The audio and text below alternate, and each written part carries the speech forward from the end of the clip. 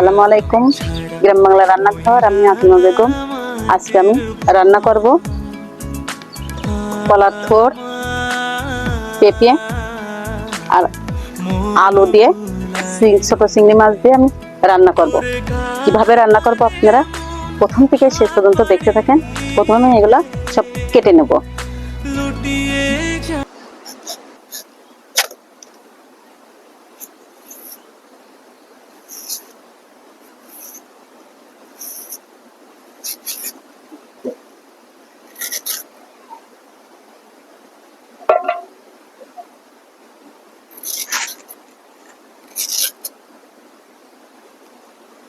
এভাবে piece piece করে আমি কেটে নেব।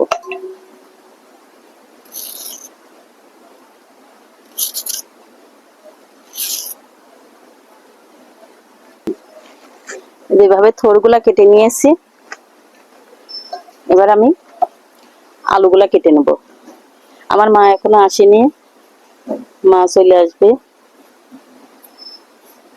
সকাল সকালে আজকে রান্না করছি।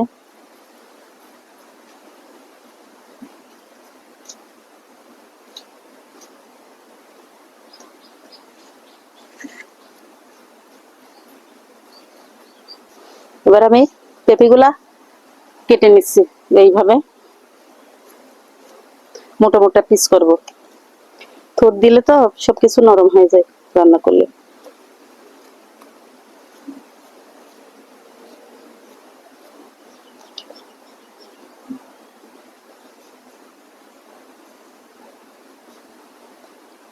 বন্ধুরা দেখেন, আমার এটা হচ্ছে কলার থোড়, আলু, পেঁপে একসঙ্গে আমি কেটে ধুয়ে নিয়েছি। আর মশলাগুলো আমি একসঙ্গে জিরা, রসুন, পেঁয়াজ এগুলো হচ্ছে বাটা একসঙ্গে করে আমি রেখেছি। এখন কড়াতে তেল দিয়ে দেব। হয়ে গেছে, তেলটা দিয়ে দেব।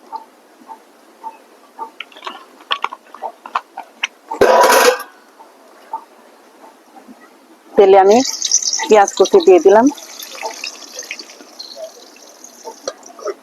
পেঁয়াজটা লাল হয়ে গেছে, এখন আমি মশলাটা দিয়ে দেব। আমার মা এখনো আসে সময় পেল না, আমার রান্না কমপ্লিট হয়ে যাবে। তারপর আমার মা চলে আসবে, হয়তো কোনো কাজে ব্যস্ত আছে তাই আসতে পারছে না। আর রান্নাটা আমি করিনি। দেখেন এইভাবে মশলাটা আমি কষাই নেব। আর ছোট চিংড়ি মাছগুলো দিয়ে দেব। অল্প চিংড়ি দিলেই তরকারিটা অনেক মজা হবে।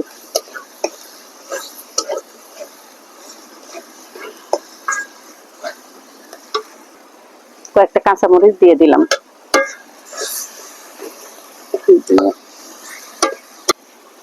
সবজিটা দিয়ে দিলাম।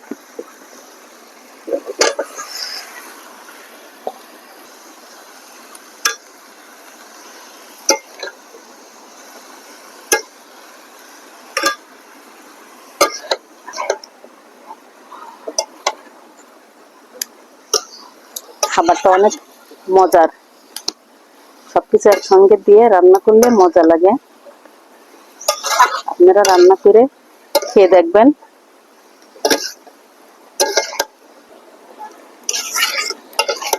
সবজিটা প্রায় কষানো হয়ে গেছে, এখন পানি দিয়ে দেবো।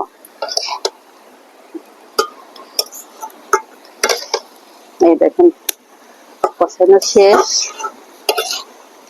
এবার পানি দিয়ে দেবো। দেখেন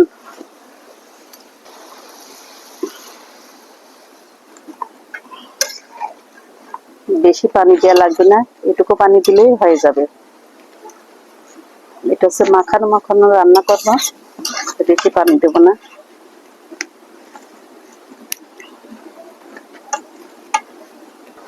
দেখুন বন্ধুরা, আমার মা চলে এসেছে, আইসেই কাজ করতে লাগেছে।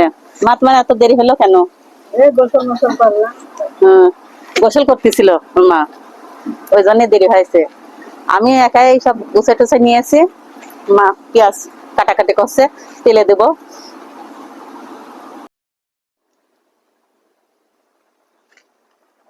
ভাজা জিরাটা আমি দিয়ে দিলাম।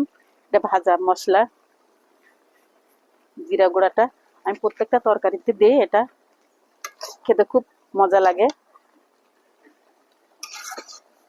নামানোর আগ দিয়ে এটা দিয়া লাগে। এবার আমার তরকারিটা হয়ে গেছে, আমি নামাইয়ে ফেলবো।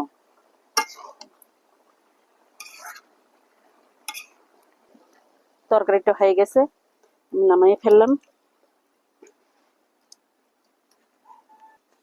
দেখেন বন্ধুরা, আমার ঝোল রান্না হয়ে গেছে।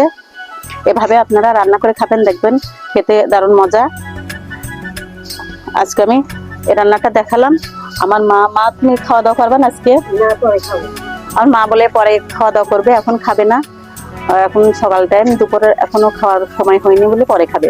আমি সকাল সকালে আজকে রান্না করতে এসেছি। আপনারা দেখলেন আমি কিভাবে রান্নাটা করলাম। আবার আগামীতে ভালো কোনো রান্নাটা নিয়ে আপনাদের সঙ্গে শেয়ার করব।